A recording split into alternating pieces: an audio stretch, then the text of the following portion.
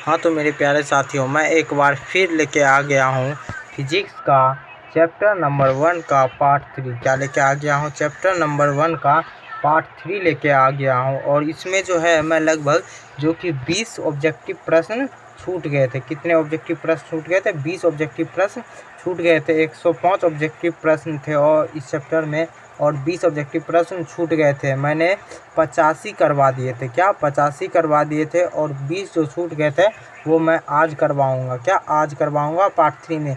और यह चैप्टर भी कंप्लीट हो जाएगा। हिंदी और फिज़िक्स का पहला नंबर चैप्टर का कंप्लीट हो जाएगा। तो मैं अगले क्लास में किसका लाऊँगा? मैथ का लाऊँगा। तो आप लोग तैयार हो जाइए पहले ऑब्जेक्टिव प्रश्न के लिए।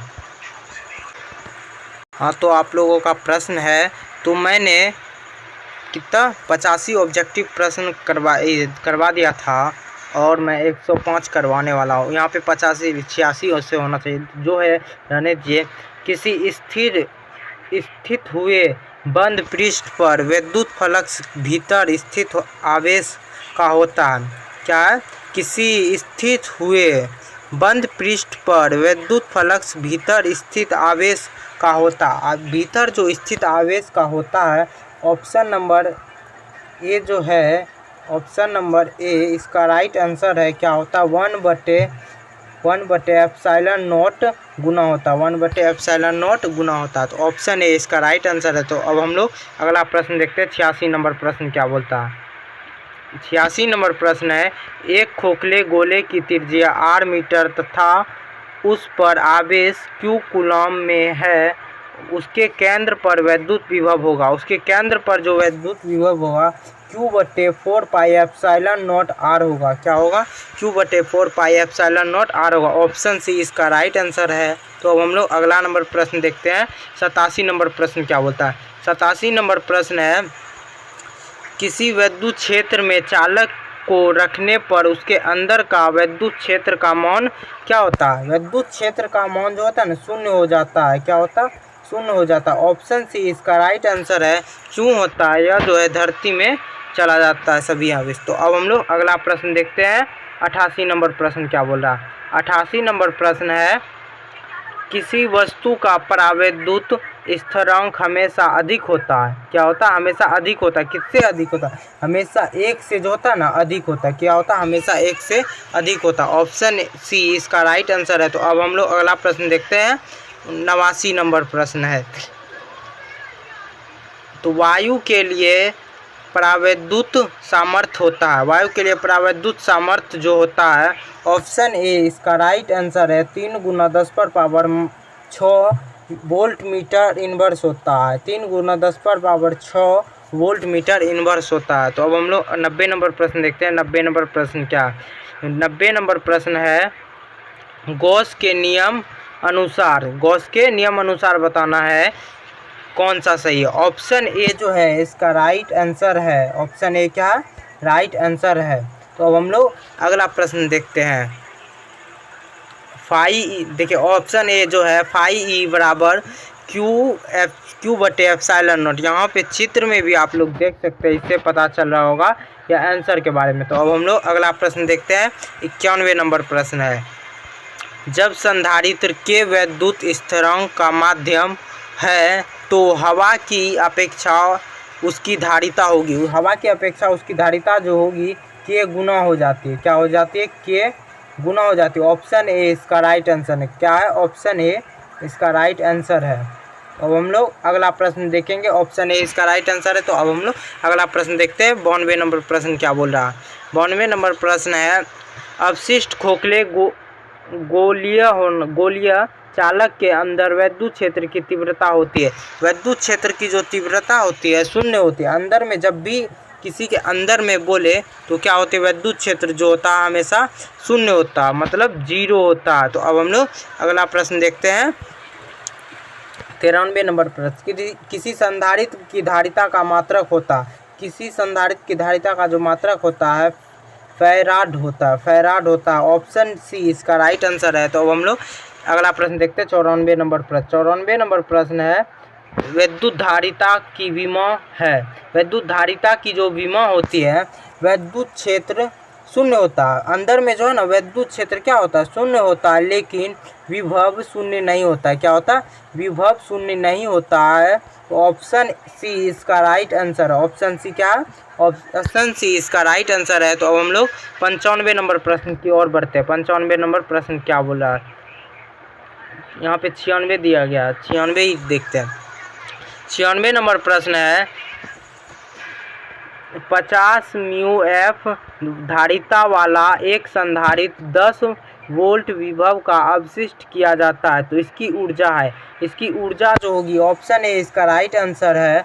ऑप्शन ए क्या है, राइट आंसर है 2.5 × 10⁻³ जूल होता है। तो अब हम लोग अगला प्रश्न देखते हैं। 97 नंबर प्रश्न क्या बोला। 97 नंबर प्रश्न है निर्वात पर वैद्युतांक होता है, निर्वात में जो वैद्युतांक होता है, ऑप्शन ए राइट आंसर है 8.85 × 10⁻12 एफ मीटर।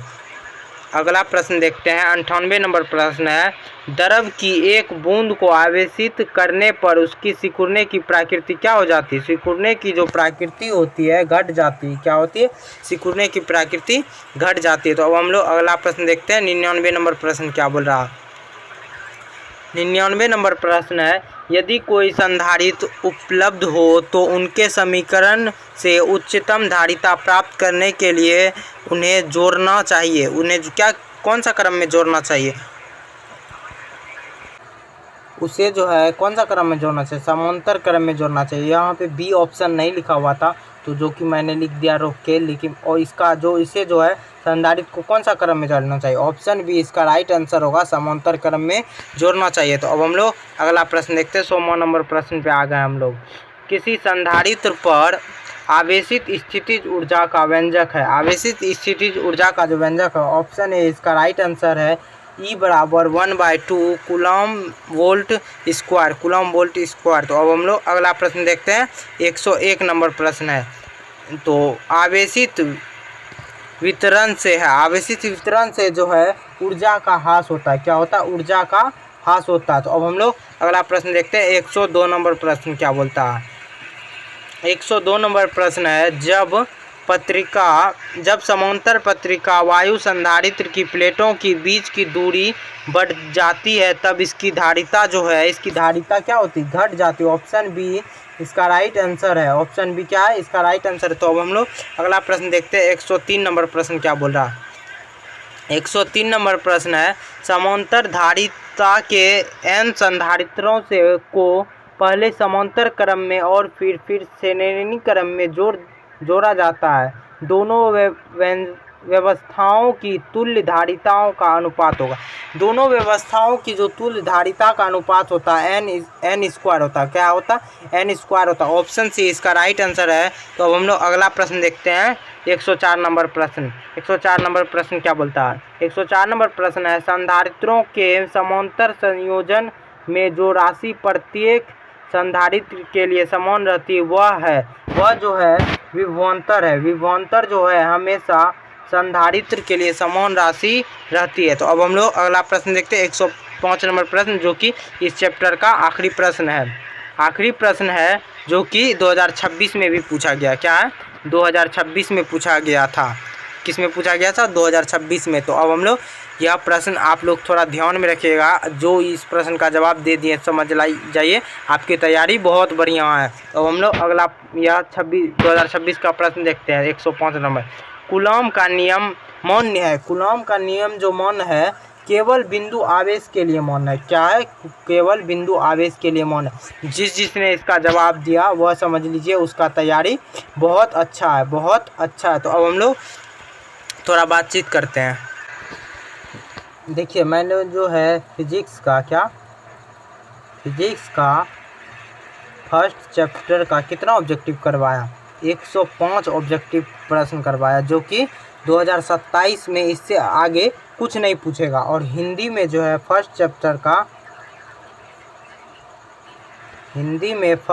का कितना ऑब्जेक्टिव प्रश्न करवाया, 40 करवाया, जो कि इससे आगे कुछ नहीं पूछा जाएगा। तो यह जो है आप लोगों को मैंने करवाया, इससे आगे जो है कुछ नहीं पूछा जाएगा। क्या, ये इस दोनों चैप्टर के अलावा इससे आगे कुछ नहीं पूछा जाएगा। तो ऐसे ही मैं मैथ का भी लेके आऊँगा क्या। अब जो है मैं मैथ का लेके आऊँगा क्या, मैथ का ऑब्जेक्टिव प्रश्न लाऊंगा फर्स्ट चैप्टर का। तो आप लोग मैथ का फर्स्ट चैप्टर का ऑब्जेक्टिव प्रश्न के लिए तैयार हो जाइएगा, जिसमें कि मैं लगभग 60 ऑब्जेक्टिव प्रश्न करवाऊंगा फर्स्ट चैप्टर, जो कि इससे आगे कुछ नहीं पूछेगा। तो क्या आप लोग मैथ का थंबनेल देखना चाहते हैं? यदि देखना चाहते हैं तो रुकिए, मैं रोक के दिखाता हूँ आप लोग को।